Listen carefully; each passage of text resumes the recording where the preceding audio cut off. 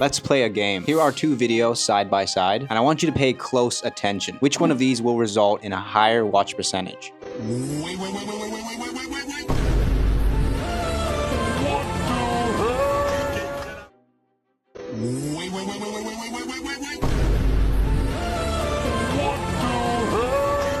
Yeah, it's the same video, bro. I just wanted you to watch it because I thought it would be funny.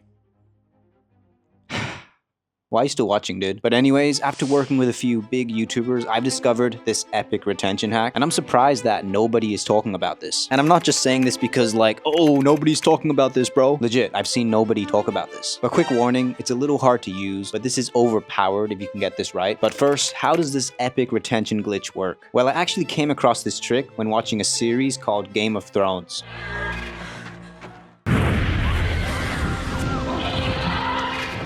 Now don't worry, I'm not going to spoil anything, but I noticed that the show will jump between multiple storylines. You had the main storyline with Jon Snow, you had Daenerys, the rest of the Stark siblings, and the Lannister family. And all of these storylines will run separately to each other before occasionally crossing paths. Now I didn't think much about this at the time, but this was actually an epic trick that was keeping me hooked throughout the entire show. You have the A plot, the B plot, the C plot, even the D plot in this instance. And every time the show switched to another character's storyline, it basically served as a pattern interrupt.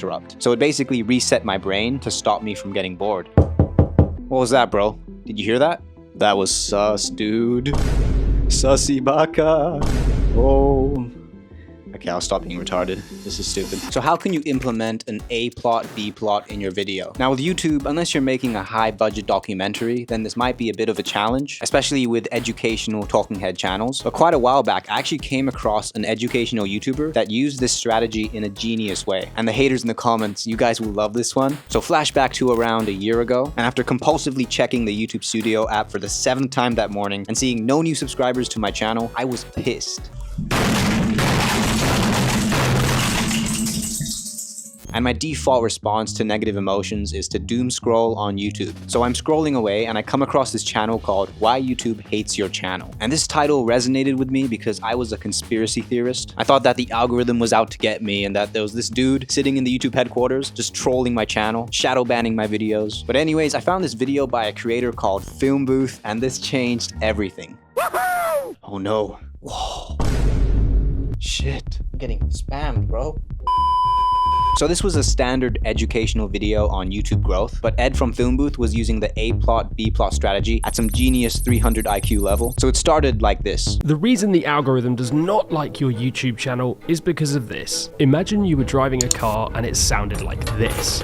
In this situation, you'd probably check on your car to make sure that it doesn't explode while you're driving. So Ed then relates this to when you make a YouTube video and you have this trash looking retention graph. And using the same logic of checking your car, you should actually check your video to make sure, like, to see what the problem is. But Ed doesn't stop there. He continues to revisit this analogy of the car throughout the entire video. So to show you this first retention trick, I'm going to play 3 very short clips, and then after you've watched them, I'm going to guess which one you found more interesting. He then plays 3 short clips of him cleaning his car before explaining the retention tricks used. And the reason this works so well is because it turns the video into a game, which is much more entertaining than if he just told you the tricks. But Luke, turning your video into one big giant metaphor, I don't have the time or the creativity to do this. Now that's a fair point. These videos are a lot longer to make than a normal educational video, and many of us aren't as creative as Ed from Film Booth.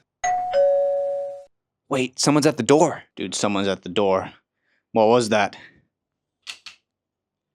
Oh wait, there's a cat at the door? How you doing, cat? He's not that talkative right now, but there's a note. Okay, what does this note say? Hello, loser. You have a PhD in copying Ed from Film Booth. I hope that he retires from YouTube, so now you have no videos to copy, lol. But what if there was an easy way to implement this retention hack? Well, you actually can, and there's a few easier ways to do this. So here are 4 beginner-friendly ways to implement an A plot, B plot system. Starting with method number 1, and this is the easiest method to do. Now, it's not really a second plot line, but it still is an awesome pattern interrupt that resets our brain. And Iman Gadzi is someone who implements this quite effectively. These 5 things, honestly, I followed religion. Did you notice what he did right there? He did the camera angle switch. Now I know what you might be thinking. You just switched the camera, bro. What's so cool about that? I used to think that it was pointless too, but it acts as a pattern interrupt which resets our brain. Now, if you're not balling with money, then you probably only have one camera like me, so we can't really do this like Eman Gadzi. But what I've done to combat this is to split my videos into 2 to 3 sections and then just record each section separately from a different angle. Now, it's kind of annoying to edit and film this way, but it's what you gotta do. Or if you wanted, you could just do a vlogging setup and just record as you go for a walk or something like that. And naturally, as you record, the video background will be changing, so you kind of get this effect naturally. Which takes us to method number 2. And this one is super powerful if you use it right. And I actually used this in my previous video, how I mastered YouTube script writing in 7 days. It's a story video of how I became a full-time YouTube script writer. So I made the main narrative the A plot of the video. This is the story portion of the video. But I also wanted to teach a few retention tricks that I learned along the journey. And that required me to dive into some technical details. So this teacher mode made up the B plot of the video. If I made the entire video just the story, or did the opposite and made the video just one big info dump, then the video would get boring super fast. Which takes us to method number 3. And I saw Nate Wealth do this method very well on his game dev channel. In his video, I made a video game with no computer. He had the main storyline, which was in past tense, but then he would cut to himself in the present tense using the first person camera view. And by cutting back and forth between both of these formats, it acts as a clever pattern interrupt. But Nathan adds another plot line when he cuts to the voice chat with his friends. For me, bro. No, bro, trust me, you got it. I believe in you. We'll get through it. And by doing this, it keeps the video fresh and stops the viewers from just zoning out. So that's method number 3. Switch between first person and third person, or past tense and present tense. Bro, who keeps banging at my door? What is this? A Google Doc with a checklist of all the notes from this video? Wow, I'll put a link to this in the description if you want to check this out. Also, ConvertKit takes ages to send the email, so you might need to wait a little bit. It just takes ages. But anyways, moving on to the 4th method of implementing an A plot, B plot in your video. And this one's kind of autistic, but just throw in some random storyline that doesn't even make any sense. Like what I've been doing basically for this video. Oh my god, what is going on? Yo, bruh, you just copied everything that Ed Lawrence scriptwriting live class have told. It sucks. And what also sucks more is the line, I spent 500 hours researching. Bruh, listen, you should have added your value to the content. By the way, your editing in CapCut sucks. Either you take it as a positive feedback or just another comment you end up removing in your YouTube studio so you can save your so-called reputation. Damn, bro. Oh no, I've been exposed. It's over, dude. But anyways, at the start of the video, we played a little game, so let's do it again. Here are 2 videos side by side, and I want you to pay close attention. Which one of these videos will get a higher watch percentage? This first retention trick, I'm going to attempt to read your mind. No, seriously. If I knew these script writing secrets from day one, my YouTube journey would have been completely different. Yeah, it's the same video, bro. Got it!